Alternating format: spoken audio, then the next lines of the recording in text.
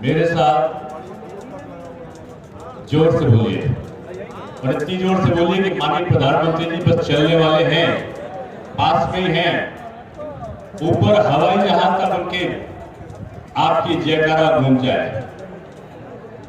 बोली भारत माता की।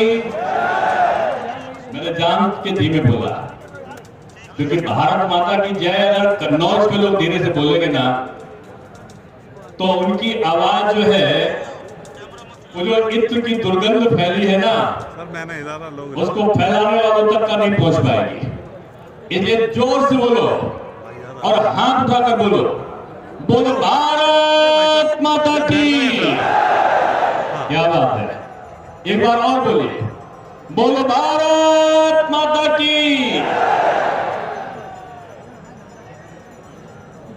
मां त्रिपुर सुंदरी के, मां अन्नपूर्णा देवी के, भगवान गौरी शंकर के और माता फूलवती देवी जी के इस पावन नगरी पे आज उपस्थित यहाँ के सम्मानित जिला अध्यक्ष जी, हमारे क्षेत्रीय अध्यक्ष मानवेंद्र जी, हमारे यहाँ के यशस्वी सांसद श्री सुब्रत पाठक जी, फरुखाबाद के सम्मानित सांसद श्री मुकेश राजपूत जी, हमारे इटावा महानगरी के सम्मानित सांसद श्री राम शंकर कठेरिया जी और हमारी राज्यसभा की सांसद हमारी बहन हमारे गीता साक्य जी और यहाँ की जिला पंचायत अध्यक्ष रिया साक्य जी, मंच पर विराजित हमारे वर्तमान और भविष्य के सम्मानित विधायकगण, विधायक के प्रत्याशीगण और इटावा, कन्नौज और फरुखाबाद की एक सीट से आए हमारे सारे यहाँ के प्रत्याशीगण, आज आप सबके सामने माननीय प्रधानमंत्री जी का उद्बोधन प्राप्त होने वाला है। और हम सब जानते हैं कि उत्तर प्रदेश में लोग बोल रहे थे, मैं आ रहा था, कल मैं बांदा था, बांदा में लोगों ने कहा, पत्रकार मित्र मुझे मिल गए, बोले डॉक्टर साहब बुंदेलखंड में अंडर करंट चल रहा है। हमने कहा अंडर करंट नहीं चल रहा है, इस बार हाई वोल्टेज करंट चल रहा है और अब की जो विपक्ष को करंट लगने वाला है उत्तर प्रदेश में, उसके बाद 10 मार्च के बाद ये सब अपने अस्तित्व को बचाने के लिए लड़ते हुए दिखाई पड़ेंगे। ये हमारे भारतीय जनता पार्टी के कार्यकर्ताओं का संदेश है। और आप सबको मैं बताना चाहता हूं कि आज पूरा देश उत्तर प्रदेश की तरफ देख रहा है। एक तरफ कौन लोग हैं? एक तरफ वो लोग हैं जिन्होंने अपराध को, जिन्होंने जातिवाद को, जिन्होंने संप्रदायवाद को, जिन्होंने क्षेत्रवाद को, जिन्होंने परिवारवाद को बढ़ावा दिया। एक तरफ वो और लोग हैं, एक तरफ वो लोग हैं जिन्होंने राष्ट्रवाद को आगे बढ़ाया, जिन्होंने भारतीय संस्कृति का प्रतिपादन किया। एक तरफ वो लोग हैं जिन्होंने विकासवाद को अपनाया और इस उत्तर प्रदेश की धरती पर विकास की अवधारणा को फैलाने का काम किया। आज दो तरफ संघर्ष है।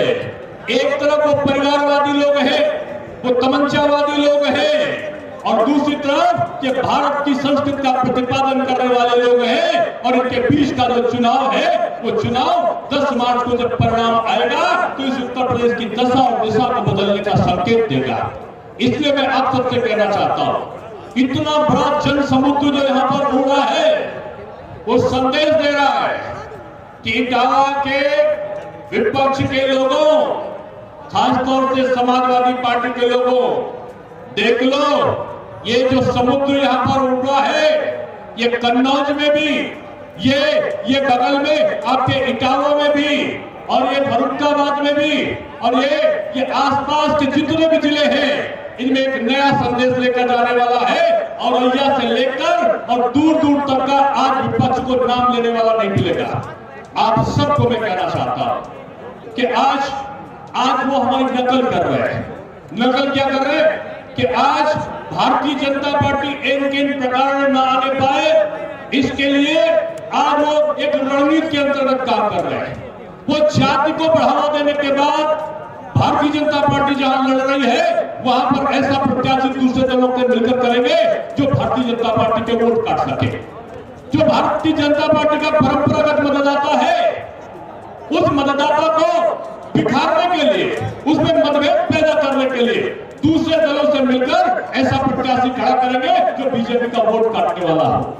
आपको मैं कहना चाहता हूं, ये सपा, बसपा, भाकपा, भाकपा, इधर का उधर का, ये एमआईएम, ये सारे का सारा जो दल है ना, इनका चुनाव चिन्ह अलग है, इनका दिल एक है, इनका दल अलग है, इनका दिल एक है, इनका चुनाव चिन्ह अलग है, इनका मंतव्य, इनका विचार एक है, इनका एक ही उद्देश्य है कि एक प्रकार किसी प्रकार से भारतीय जनता पार्टी शासन में न आने पाए।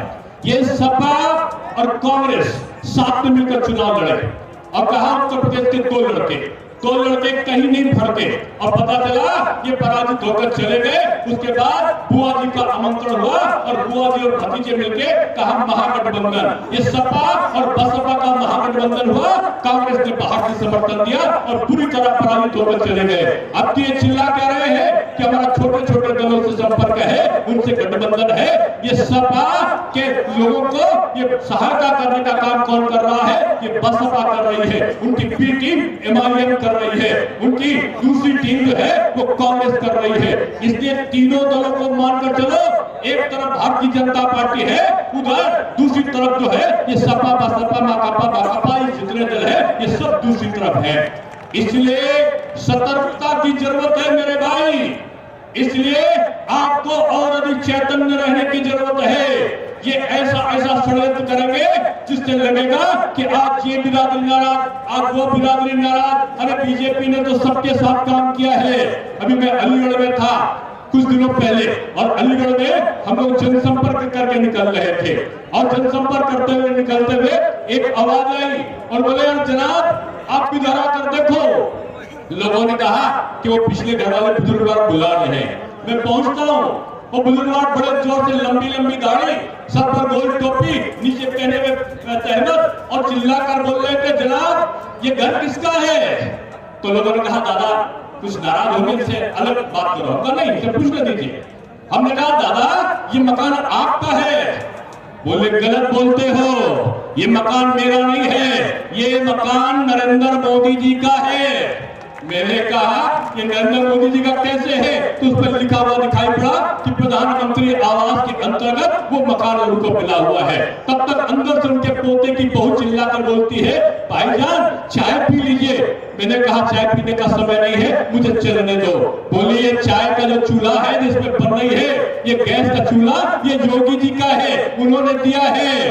तब तक मैं बाहर निकलना चाहता था। मैंने कहा तो सब कुछ आपका है। तब तक उनका लड़का मिल गया। मैंने कहा बेटा ये सब कुछ तो तुम्हारा मिल गया, अब वोट दोगे कि नहीं दोगे? तब तक वो बोला, तब तक उसकी पत्नी बोली कि आप देख रहे हो। मैंने कहा ये क्या है? लोगों ने कहा ये शौचालय है। मैंने कहा इसको लेके क्या करो? बोले ये भी योगी जी के कारण है।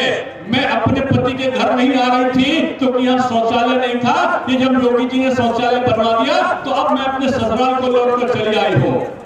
ये घर घर की कथा थी।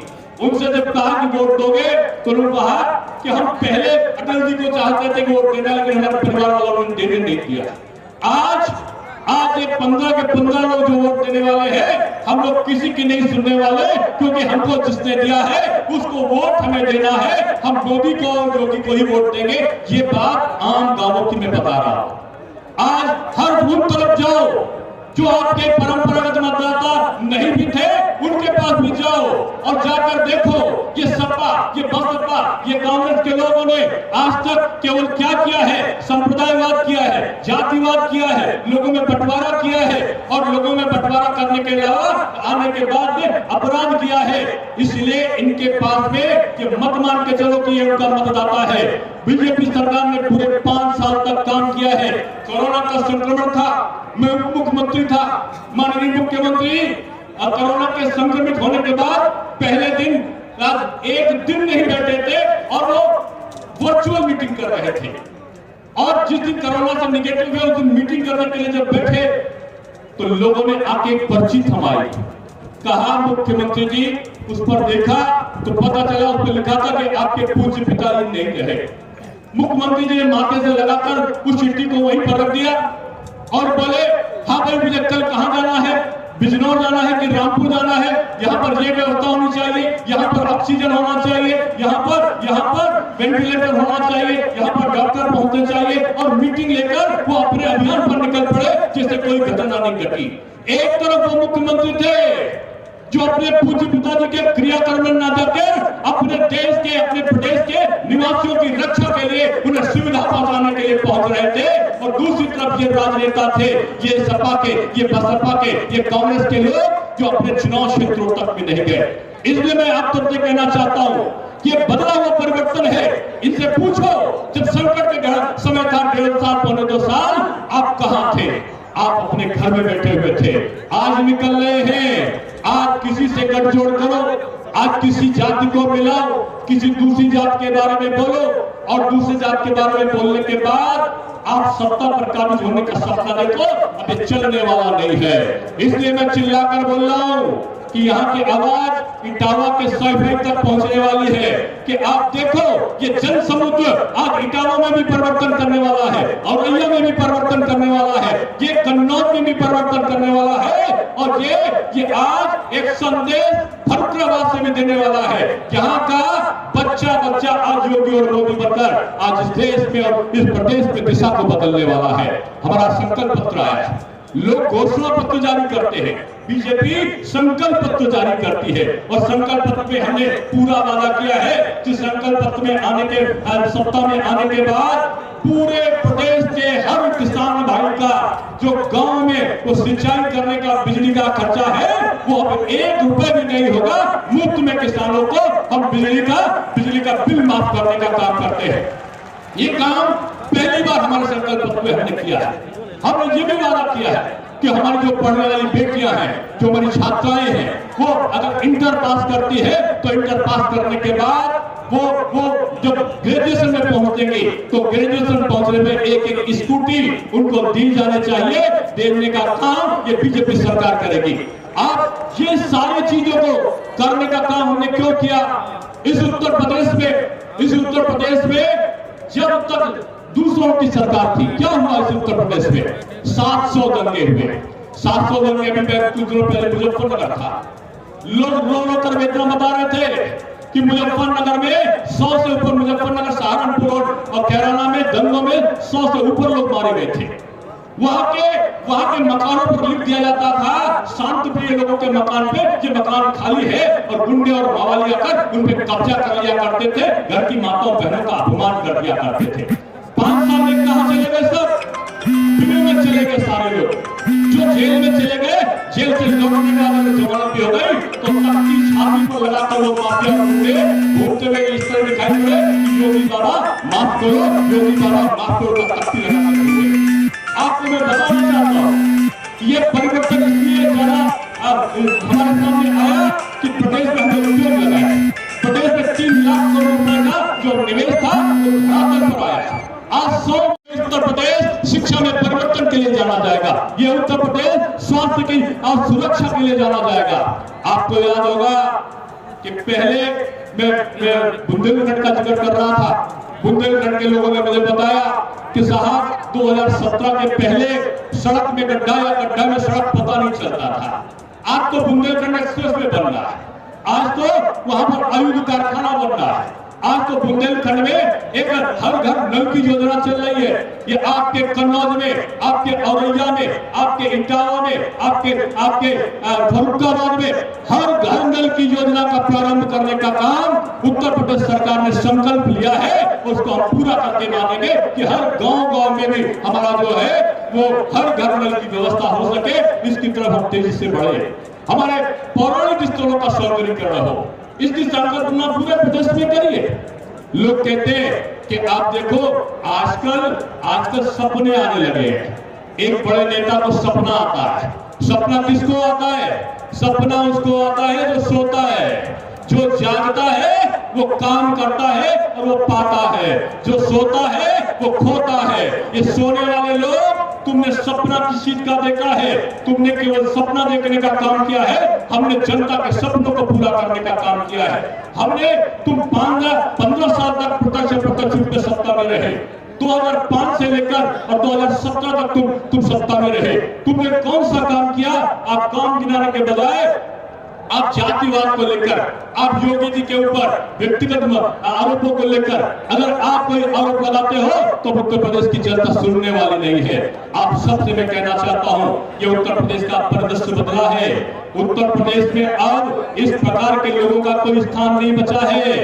आप जानते हो ये MIM का जो टीम है, ये ओवैसी जी ये हैदराबाद से बुलाए गए हैं, ममता बनर्जी ये बंगाल से बुलाई गई है, ये शरद पवार ये महाराष्ट्र से बुलाए गए हैं। आज पूरे देश की ऐसी शक्तियां जो मोदी जी को कमजोर करना चाहती है, जो योगी जी को कमजोर करना चाहती है, ये मिलकर आज राष्ट्रवाद को मानने वाले लोगों को चुनौतियां दे रही है। इसलिए मैं कहना चाहता हूं, हे राष्ट्रभक्तों, हे मोदी जी के सेनानियों, भूल जाओ प्रत्याशी कौन है, भूल जाओ कि हमारा प्रत्याशी के बारे में हमारे विचार क्या है। आज पूरा देश आपकी तरफ देख रहा है। ये सब मिलकर कोई भी ना कोई षड्यंत्र कर सकते हैं। ये ओवैसी जी बोलते हैं, पहले क्या था, इस सपा के लोग बोलते थे और पता चलता था कि शाही इमाम साहब आके विभिन्न प्रकार का आदेश जारी कर देते थे, फतवा जारी कर देते थे और लोगों में बंटवारा हो जाता था। अब की वो हिम्मत नहीं करेगी, आपकी बंटवारा नहीं, आपकी खुद ना करा के उन्होंने अपनी भाषा को बोलने के लिए अपनी बी टीम को बुलाया है और ये बी टीम हैदराबाद से चलकर आके यहाँ पर बीजेपी के लोगों को, यहाँ पर मोदी जी और योगी जी को चुनौती देने का काम कर रही है। इसलिए आप सबसे मैं कहना चाहूंगा कि आज प्रश्न है कि इस उत्तर प्रदेश को बांटने का काम कौन कर रहे हैं। आज प्रश्न ये है कि यहाँ की भारत की संस्कृति का प्रतिपादन करने वाले कौन से लोग हैं। अभी तो सुना, कुछ लोग ये भी बोले, कुछ लोगों ने तो जो कहते थे शौचालय बना दो, कुछ लोग बोलते थे पंचायत घर बना दो, कुछ लोग बोलते थे विश्वविद्यालय बना दो, कुछ लोग बोलते थे चिकित्सालय बना दो। कहां पर? जहां पर रामलला विराजमान है वहां पर इस प्रकार की चीजों का निर्माण कर दो। ये बयान देने वाले लोग आज इनके पास में जवाब नहीं है। माननीय न्यायालय के आदेश के बाद भी आज सारी बाधाओं को दूर करने का काम उत्तर प्रदेश सरकार ने किया है, उसके बाद भी आप देखो ये सपा के लोगों का सर्वोच्च नेता के बारे में देखो। क्या अखिलेश यादव रामलला के दर्शन करने गए? क्या आदरणीय नेताजी मुलायम सिंह जी दर्शन करने गए? क्या सोनिया जी कांग्रेस की सर्वोच्च नेता दर्शन करने गए? क्या आदरणीय मायावती जी दर्शन करने गए? नहीं गई। क्यों? क्योंकि सांप्रदायिक ना हो जाए। अरे भारत की संस्कृति पर आस्था रखने वाले सांप्रदायिक हो जाएंगे और भारत की संस्कृति को गाली देने वाले धर्मनिरपेक्ष हो जाएंगे। कैसे चलेगा? हमारे हिंदुस्तान में दो तरीके की बातें, हिंदुस्तान में रहना है तो हिंदुस्तान में भारत की राष्ट्रभक्ति के प्रति अपना आचरण दिखाना चाहिए। हिंदुस्तान में रहने के बाद हिंदुस्तान के लोगों की उन्नति के बारे में सोचना चाहिए, हिंदुस्तान के लोगों के बंटवारे के बारे में नहीं सोचना चाहिए। इसलिए मैं कहना चाहता हूं कि देश के जो प्रधान सेवक रामलला के मंदिर में जब रामलला के मंदिर की नींव रखते हुए दिखाई पड़ते हैं, प्रदेश के मुख्यमंत्री योगी आदित्यनाथ जी हाथ जोड़े हुए हवन करते हुए दिखाई पड़ते हैं। और तो और दीपावली आती है तो दीपावली के दिन हमने कथाओं में पढ़ा था कि रामलला लंका को जीतने के बाद पुष्पक विमान से आते हैं और पुष्पक विमान से आने के बाद पता चलता है जब अयोध्या में उतरते हैं तो फूलों की वर्षा हो रही होती है। वहां पर जो सरयू के घाट है वो दीपों से प्रज्वलित हो रहे होते हैं। साधु संत आशीर्वाद की मुद्रा में खड़े होते हैं और पूरा का पूरा अयोध्या नगरी रामलला का दर्शन करने के लिए मौजूद रहता है। ऐसा मैंने कथाओं में सुना है, ऐसा हमने रामायण में पढ़ा है। लेकिन इस उत्तर प्रदेश सरकार में मोदी जी के इस मार्गदर्शन में उत्तर प्रदेश के मुख्यमंत्री छोटी दिवाली के दिन जब अयोध्या जाते हैं, साधु संत सब इकट्ठा होते हैं और इकट्ठा होने के बाद सारा सरयू तट पे हजारों नहीं लाखों लाख दीप का प्रज्वलन होता है और आसमान से हेलीकॉप्टर पे प्रतीकात्मक रूप श्री रामलला, बजरंगबली, श्री हनुमान, वीरवर, लक्ष्मण और माता जानकी की झांकी जब उतरती है, पुष्पों की वर्षा होती है, साधु संत आशीर्वाद की मुद्रा में खड़े होते हैं और मुख्यमंत्री प्रदेश के नतमस्तक होकर रामलला के उस चित्र को प्रणाम करते हैं। तो लगता है इस भारत में, इस उत्तर प्रदेश में आज भारत की संस्कृति का प्रतिपादन किस प्रकार से हो रहा है। इसलिए मैं आप सबसे कहना चाहता हूं, ये परिवर्तन है, ये ये आईटी का हब नहीं बना सकते, ये 4.5 लाख की नौकरियां नहीं दे सकते। ये पहले बार हिंदुस्तान के इतिहास में 4.5 लाख लोगों को सरकारी नौकरी देने का काम किया गया है। पहली बार 3.5 लाख लोगों को संविदा की नौकरी देने का काम किया गया है। 1,61,00,000 लोगों को आज निजी क्षेत्रों में नौकरी देने का काम किया गया है। करोड़ों लोगों को आज वन डिस्ट्रिक्ट वन प्रोडक्ट के माध्यम से नौकरियां देने का काम किया गया है। इसलिए ये उत्तर प्रदेश बदल रहा है मेरे भाई, ये उत्तर प्रदेश सड़कों के लिए बदल रहा है, ये उत्तर प्रदेश शिक्षा के लिए बदल रहा है, ये उत्तर प्रदेश स्वास्थ्य के लिए बदल रहा है, ये उत्तर प्रदेश सुरक्षा के लिए बदल रहा है। जहां पर कई जगह तो ऐसे अपराधग्रस्त हो गए थे कि हमारा उत्तर प्रदेश जो जाना जाता था साधु संतों के लिए, जो रामलला भगवान कृष्ण और भगवान शंकर की स्थली के रूप में जाना जाता था, उस उत्तर प्रदेश में कट्टे और तमंचे के कारखाने पकड़े जाने लगे थे। ऐसा युग आ गया था कि आज एक इस प्रकार की अपहरण डकैती की बयान आ गई थी कि हमारा नागरिक असंतुष्ट होकर जीवन जी रहा था। ऐसे समय हमारे उत्तर प्रदेश में डिफेंस कॉरिडोर आ रहा है। अब यहाँ पर ऑटोमेटिक राइफल बनेगा, अब यहाँ आयुध का कारखाना लगेगा, अब यहाँ पर ब्रह्मोस मिसाइल बनेंगे।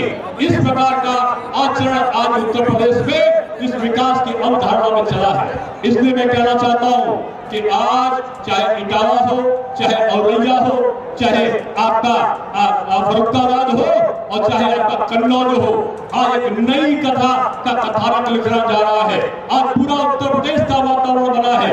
आज पश्चिमी उत्तर प्रदेश में देखो, लोग तो ये कह रहे हैं कि जितना नया गठजोड़ करते हैं उतने बुरी तरह हारते हैं।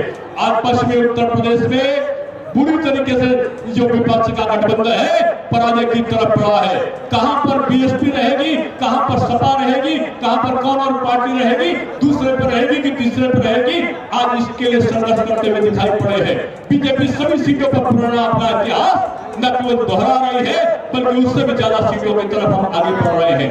इसलिए मैं कहना चाहता हूं कि एक भी वोट इधर से उधर नहीं जाने की जरूरत है, इनके बहकावे में आने की जरूरत नहीं है।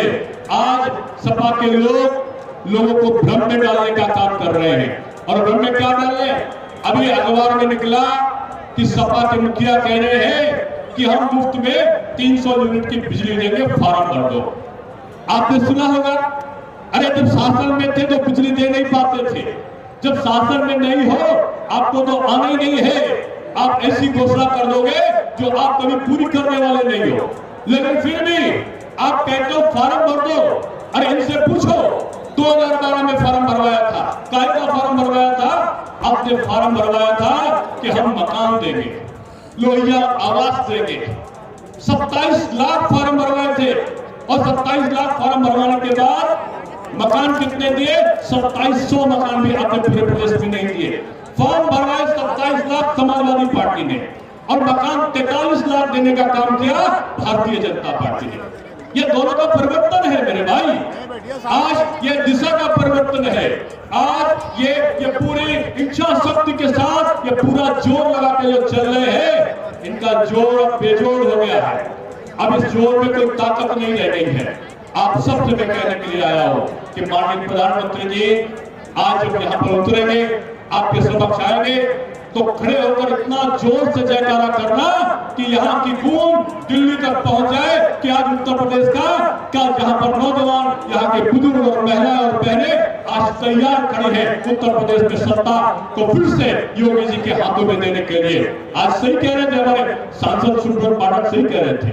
उसके बाद मुकेश राजपूत जी भी उस घटना को बता रहे थे अपराध की, किस प्रकार की घटना यहाँ पर होती थी, किस प्रकार से लोगों का अपमान होता था। आज भी मैं तो युवा मोर्चे का अध्यक्ष होने के बाद मैं पलटन में था सुबह, और मैंने जब यहाँ की घटना सुनी तो यहाँ पर नीरज मिश्रा का जो हत्याकांड हुआ था, गला काट के सर कहीं और धड़ कहीं और फेंकने का काम किसने किया था? ये वो जघन्य अपराध करने वाले लोग कभी दुनिया में, कभी भी जिंदगी में क्षम्य नहीं हो सकते। आज उन्नाव में दलित हमारी बहन के साथ में कुकृत्य करने के बाद में उसकी हत्या करके आज एक समाजवादी पार्टी के नेता की जमीन पर तो गाड़ने का जो आरोप समाचार पत्रों में आ रहा है, उसका जिम्मेदार कौन है? उसका जिम्मेदार कौन है? उसकी सजा किसको मिलनी चाहिए? अपराध और अपराधी को कभी भी प्रश्रय देने की जरूरत नहीं होती, लेकिन इन सारे लोगों ने आज उत्तर प्रदेश के वातावरण को खराब किया है। इसलिए मैं आप सबसे कहना चाहता हूं कि भारतीय जनता पार्टी आज पूरे प्रदेश में, आज चाहे शिक्षा के क्षेत्र में लो, नकल विहीन परीक्षा आपकी पहचान बनी है। मिस्टर ए की जगह पर बैठकर मिस्टर बी परीक्षा दिया करते थे। माध्यमिक शिक्षा के अंतर्गत सीसीटीवी कैमरा लगा के 1,94,000 सीसीटीवी कैमरा लगा के यहाँ पर यह व्यवस्था की गई कि नकल विहीन परीक्षा हो, और नकल विहीन परीक्षा के लिए आज पूरा उत्तर प्रदेश जाना जाता है। 250 के आसपास माध्यमिक विद्यालय बने हमारे प्रदेश में, 78 के आसपास डिग्री कॉलेज बने हमारे प्रदेश में, 12 के आसपास विश्वविद्यालय बनाने की प्रक्रिया अपने अंतिम चरण में पहुंची हमारे उत्तर प्रदेश में। जिस उत्तर प्रदेश में शिक्षा का वातावरण खराब हो रहा था, वहां सत्य का नियमितीकरण हुआ। वहां पर रोजगार पर पाठ्यक्रमों को उसमें किया गया कि हमारे बच्चे पढ़ते पढ़ते रोजगार पाले, इसके लिए रोजगार पर पाठ्यक्रमों को उसमें रखा गया। आप सबको मैं बताना चाहता हूं कि यही जो परिवर्तन है ना, यही आपकी दिशा को तय करेगा, यही परिवर्तन आपके भाग्य का निर्धारण करने वाला है। आज गड्ढे में सड़क और सड़क में गड्ढा नहीं है, आज चारों तरफ पुलों का जाल है। और मैं तो कहता हूं कि यहाँ तो ITI खुल रहा है, यहाँ अस्पताल खुल रहा है, यहाँ पर विभिन्न प्रकार के जगहों पर माताओं और बहनों के लिए गांव-गांव जाकर आज शौचालय का निर्माण हुआ है। आज जाकर देखो तो आज हर लोगों को मकान देने का काम हुआ है। इसलिए ये परिवर्तन की जो लहर है ना, ये आज पूरे देश में गूंज रही है, और इसका गुंजायमान रखने के लिए आज ये सारा जो आपका जन समुद्र है, प्रधानमंत्री जी ऊपर से जब देखेंगे आपको ऊपर हेलीकॉप्टर से कि हमारा जो जन समुद्र खड़ा हुआ है, ये योगी जी की सेना, ये मोदी जी की सेना, हुंकार भर के आह्वान करो कि मोदी जी का जिंदाबाद करके एक साथ मोदी मोदी मोदी मोदी आवाज लगाओ, मोदी मोदी मोदी मोदी मोदी मोदी, इतनी जोर से लगाओ कि वहां तक आवाज जाए, और जोर से नारा लगाते हुए बताओ कि हम तैयार हैं। उनको यही से बता दो कि हम बीजेपी के लिए जीत के लिए तैयार हैं। बोलो, बीजेपी की जीत के लिए तैयार हो? जोर से बताओ, तैयार हो? हमारे प्रत्याशी जीतेंगे। बीजेपी का प्रत्याशी कौन? कमल का फूल, जरा जोर से बोलो, हमारा प्रत्याशी कौन? हमारा प्रत्याशी कौन? बीजेपी जीतेगी, सपा हारेगी, बसपा भागेगी, कांग्रेस जाएगी, भारत मां की जय होगी, योगी जी मुख्यमंत्री बनेंगे, योगी जी मुख्यमंत्री बनेंगे, मोदी जी का सपना पूरा होगा। जोर से बताओ, पूरा होगा? अगर पूरा होना है ना, तो ये जो है, ये देख रहे हो उंगली, कि हाथ के पंजे की जरूरत नहीं है। आप ये कमल का फूल की जरूरत है। ये कमल का फूल कभी न जाना भूल, अब की होगी ना कोई भूल, हमारा प्रत्याशी कमल का फूल।